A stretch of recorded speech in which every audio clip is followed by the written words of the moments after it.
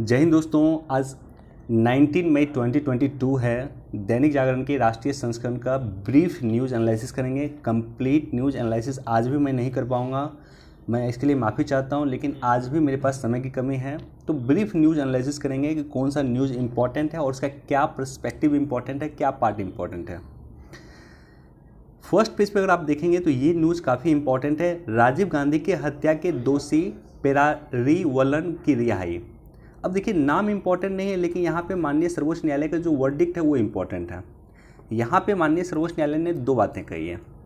एक तो माननीय सर्वोच्च न्यायालय ने आर्टिकल 142 के तहत इसके शक्तियों का प्रयोग करते हुए इस व्यक्ति को पूर्णतः रिहाई दे दिया है, पूर्णतः आज़ादी दे दिया है। तो आर्टिकल 142 काफ़ी इम्पॉर्टेंट है। अयोध्या वर्डिक्ट जो दिया गया था उसमें भी माननीय सर्वोच्च न्यायालय ने आर्टिकल 142 का प्रयोग किया था। आर्टिकल 142 के द्वारा माननीय सर्वोच्च न्यायालय अपनी विशिष्ट शक्तियों का प्रयोग कर सकता है। देखिए, एक एग्जाम्पल से मैं इसकी चर्चा करता हूँ। आप याद कीजिए कि अयोध्या वर्डिक्ट जो दिया गया था उसमें एक प्रॉपर्टी डिस्प्यूट का मैटर था। नॉर्मली प्रॉपर्टी डिस्प्यूट के मैटर में जो है वादी या प्रतिवादी के पक्ष में उनको निर्णय देना था, या तो वादी के पक्ष में देते या प्रतिवादी के पक्ष में देते। माननीय सर्वोच्च न्यायालय ने क्या किया था कि एक नए बोर्ड का गठन करके, जो ज़मीन थी डिस्प्यूटेड लैंड था 2.77 एकड़ का, उसके लिए एक नए बोर्ड के गठन की चर्चा किया था कि एक नए बोर्ड का गठन करके वो विवादित लैंड उसे दे दिया जाना चाहिए। और साथ ही साथ मुस्लिम पक्ष के लिए भी 5 एकड़ लैंड की व्यवस्था करने की बात कही थी। तो ये सब एक विशिष्ट शक्ति होता है जो माननीय सर्वोच्च न्यायालय प्रयोग कर सकती है आर्टिकल 142 के तहत। तो यहाँ पे आर्टिकल 142 आपके लिए इम्पॉर्टेंट है। और दूसरा पर्सपेक्टिव इम्पॉर्टेंट ये है कि माननीय सर्वोच्च न्यायालय ने ये कहा है कि आर्टिकल 161 161 में राज्यपाल के क्षमादान शक्ति का प्रोविज़न है। और राज्यपाल की जो क्षमादान शक्ति होगी वो शक्ति के लिए राज्यपाल बाध्य होंगे यदि मंत्रिमंडल माफ़ी के मामले में राज्यपाल को कोई सुझाव देता है तो उसको मानने के लिए राज्यपाल बाध्य होंगे। तो इस व्यक्ति की जो रिहाई हुई है इसकी भी माफ़ी की सिफारिश राज्यपाल से मंत्रिमंडल ने किया था, तो उसको मानने के लिए राज्यपाल बाध्य है, ये माननीय सर्वोच्च न्यायालय का कहना है। तो ये दो पॉइंट बेसिकली याद रखिएगा कि राज्यपाल जो है मंत्रिमंडल के माफ़ी की सिफारिश को मानने के लिए बाध्य है, पहला पॉइंट। और दूसरा पॉइंट ये है कि आर्टिकल 142 के बारे में आपको जानकारी होनी चाहिए। अब कंपनी को बेचने या बंद करने के लिए कैबिनेट की मंजूरी की ज़रूरत नहीं। देखिए, ये सकारात्मक कदम उठाया गया है कि कोई कंपनी होगी, जैसे ओएनजीसी एक कंपनी है तो उसकी कई सारी अनुषंगिक कंपनी है, कई सारे उसके सब कंपनी है, कई सारे उसके कंपनी है। जैसे ओएनजीसी का ही एक पार्ट है ओएनजीसी विदेश लिमिटेड, ओएनजीसी विदेश लिमिटेड OVL। अब ओएनजीसी विदेश लिमिटेड में डिसइन्वेस्टमेंट मान लीजिए करेगी या इसके कुछ हिस्सा ओएनजीसी बेचेगी, तो इसके लिए मंत्रिमंडल की स्वीकृति लेने की ओएनजीसी को आवश्यकता नहीं है। ये काफ़ी सकारात्मक कदम हुआ। अब आप लोग डिसइन्वेस्टमेंट का इस बार का याद रखिएगा कि इस बार बजट में जो प्रोविज़न किया गया है,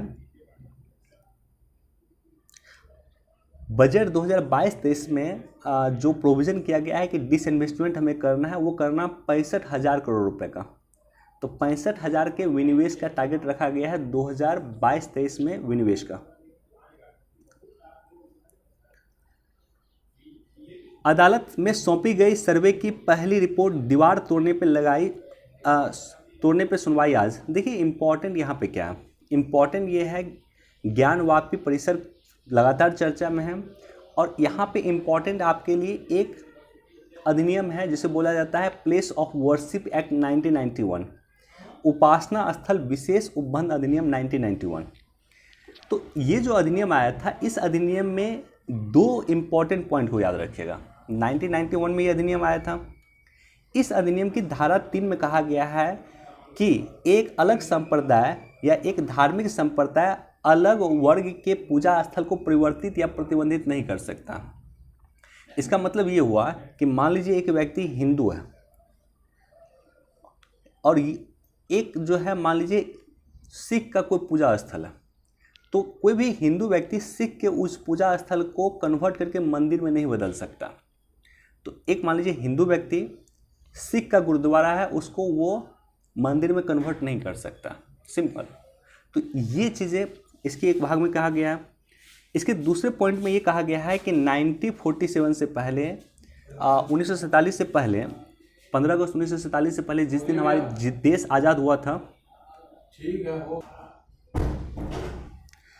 इसके सेकेंड पॉइंट में ये कहा गया, एक इम्पॉर्टेंट प्रोविज़न इसका ये भी है कि 15 अगस्त 1947 से पहले जो भी वाद चल रहा था, जो भी केस चल रहा था, जो भी मुकदमा चल रहा था किसी पूजा स्थल के डिस्प्यूट को लेकर के, वो मुकदमा समाप्त हो जाएगा, वह स्वतः समाप्त हो जाएगा। राइट, तो ये दोनों ही पॉइंट कहा गया। अच्छा, अब ये क्वेश्चन आप पूछ सकते हैं कि फिर अयोध्या डिस्प्यूट की सुनवाई क्यों किया गया? अयोध्या डिस्प्यूट तो 15 अगस्त 1947 से काफ़ी पहले से चल रहा था। तो उसका रीज़न था कि अयोध्या डिस्प्यूट को बेसिकली इस एक्ट में छूट दिया गया था। राइट, तो अब ज्ञानवापी इशू को लेकर के क्या करेगी माननीय सर्वोच्च न्यायालय या माननीय न्यायालय, देखने की बात होगी। इसको भी एक बार पढ़ लीजिएगा आप लोग, बहुत ही इंपॉर्टेंट है। भारत ने स्वदेशी तकनीक से एंटी शिप मिसाइल का परीक्षण किया।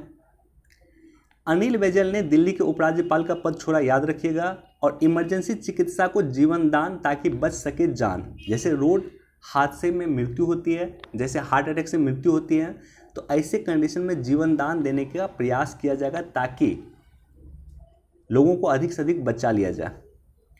अब देखिए, ये न्यूज़ भी इंपॉर्टेंट है कि 22 मई में जैसे दिल्ली नगर निगम में आप जाएंगे तो दिल्ली का कई सारा पार्ट है, एमसीडी का कई सारा पार्ट है, उस सब को अब एक कर दिया जाएगा, पूरे दिल्ली नगर निगम हो जाएगा। पहले उत्तरी दिल्ली नगर निगम था, दक्षिणी दिल्ली नगर निगम था, इसको कंबाइन करके 22 मई से एकीकृत नगर निगम हो जाएगा, दिल्ली नगर निगम हो जाएगा। इसको भी एक बार पढ़ लीजिएगा, टेलीग्राम चैनल पे ऑलरेडी मैं पोस्ट कर देता हूं, वहां से आप लोग पढ़ सकते हैं। ब्रिक्स देशों का विस्तार चाहता है चीन, आज होगी विदेश मंत्री की बैठक, कल मैं इस पर डिटेल से डिस्कस कर दूंगा, इसको भी एक बार देख लीजिएगा।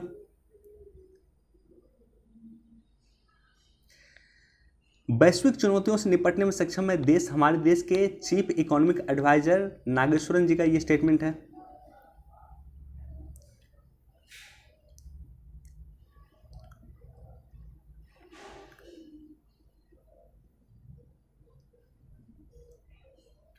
देखिए, एडिटोरियल ये एक बार पढ़ सकते हैं, बहुत इंपॉर्टेंट तो नहीं कर सकते, लेकिन पंथ निरपेक्षता क्या होता है, धर्म निरपेक्षता क्या होता है, इस सब की बेसिक जानकारी जरूर आपको होनी चाहिए।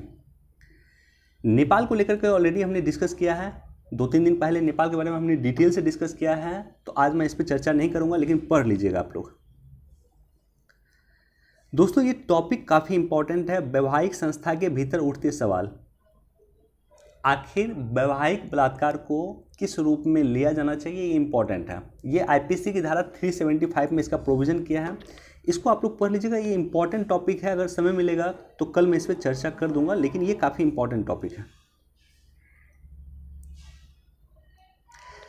तिब्बत मामलों के विशेष अमेरिकी संयोजक उजरा पहुंची, दलाई लामा से करेगी आज वार्ता। तो तिब्बत मामलों के विशेष अमेरिकी संयोजक हैं ये, और ये पहुंच चुकी है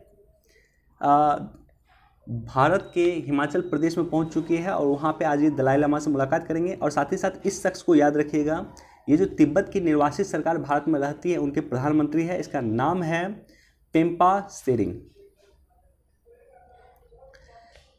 मैथिली के लोकप्रिय गीतकार रविंद्रनाथ ठाकुर का निधन।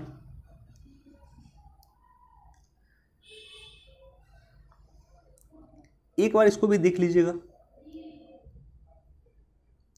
समय रहते कोयले आयात नहीं किया तो होगी बिजली की संकट। हमारे देश में 70% अभी भी बिजली का उत्पादन कोयला से होता है, और अधिकांशतः कोयला 70% कोयला हम विदेश से आयात करते हैं। तो निश्चित तौर पर अगर हम कोयला का आयात नहीं किए तो बिजली की समस्या देश में उत्पन्न हो सकती है। ये चिंताजनक स्थिति है, और यही कारण है कि भारत सरकार रिन्यूएबल एनर्जी पर भी जोर दे रही है। अब गांव के उद्यमी भी जेम पोर्टल पे बेच सकेंगे उत्पाद। जेम होता है मतलब गवर्नमेंट ई मार्केट प्लेस, इसको बोला जाता है। तो गवर्नमेंट ई मार्केट प्लेस पे गांव के उद्यमी भी अपने उत्पाद को बेच सकेंगे, इसकी शुरुआत किया गया है। निश्चित तौर पे एक सकारात्मक कदम है यह।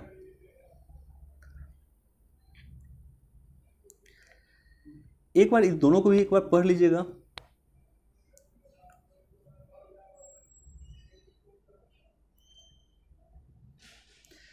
देखिए, ये काफ़ी इंपॉर्टेंट टॉपिक है। कल आई थिंक परसों हमने इस पर डिटेल से चर्चा किया था। नाटो की जो स्थापना हुई है वाशिंगटन संधि के द्वारा हुआ है और वाशिंगटन संधि की आर्टिकल 10 में कोई भी देश नाटो का सदस्य बन सकता है, इसकी चर्चा किया गया है। और उसके लिए यूनिनिमस मतलब सभी की सहमति की आवश्यकता होती है। नाटो में 30 देश हैं, 30 की सहमति की आवश्यकता है, तभी जाकर के फिनलैंड और स्वीडन नाटो का सदस्य बन सकता है। अब इसका विरोध तुर्की क्यों कर रहा है, यहाँ पे दिया हुआ, इसको पढ़ लीजिएगा। तुर्की नाटो का देश है और नाटो का ये विरोध कर रहा है कि हम फिनलैंड और स्वीडन को नाटो में शामिल होना नहीं देना चाहते हैं। यद्यपि फिनलैंड और स्वीडन ने नाटो की सदस्यता के लिए आवेदन कर दिया, लेकिन तुर्की इसका विरोध कर रहा है। तुर्की इसका विरोध कर इसलिए रहा है कि तुर्की जो है एक कुर्द जनजाति के लोग हैं या कुर्द जाति के लोग हैं। कुर्द को तुर्की ने आतंकवादी घोषित कर दिया है और उस कुर्द का समर्थन करता है फिनलैंड और स्वीडन। तो ये सब बेसिक इशू है जो आपको ज्ञात होनी चाहिए। चलिए, इतना ही इंपॉर्टेंट न्यूज़ था। वीडियो देखने के लिए आप सभी का धन्यवाद। Thank you so much. Please do like, share and subscribe. Thank you so much.